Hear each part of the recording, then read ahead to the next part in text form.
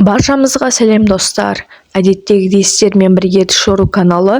Бүгінгі шығарылымымыз түсіңізде қоян көрсеңіз, оны қалай жору керектігін назарларыңызға ұсынамыз. Түсіңізде тұзағыңызға қоян түссе, бұл жақсылықтың нышаны.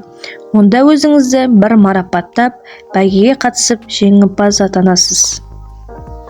Түсіңізде көк қоянды көрсеңіз, бұл жақсылықтың нышаны. Онда өзіңізді басыңызға ғайыппен бақыт қонады, жолыңыз ашылып, дәулетіңіз шалқиды.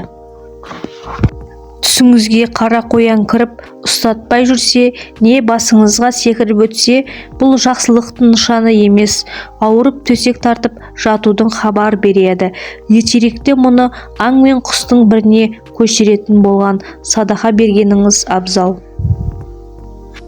Түсіңізде қоянның көжегін көріп, оны ұстап әкеліп, үйшікке салып бағып жүрсеңіз, бұл жақсылықтың белгісі. Онда өзіңіздің ұрпағыңыз арман мен мүдделеріне түгел орындалады, болашақтары жарқын болады.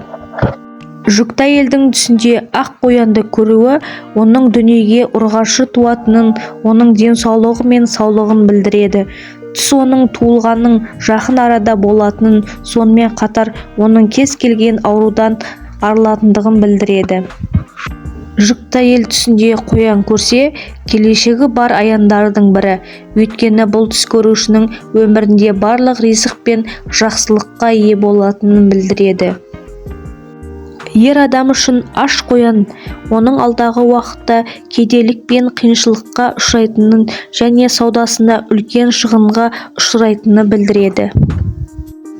Түсінде қоянды алып жүру түс көрушінің заңсыз жолмен тапқан тыйым салынған ақшаны жеп жатқанның белгісі. Ал түсіндегі қоңыр қоян бұл түс көрушінің өмірінде алдағы кезеңде үлкен тұрақтылықтың куәсі.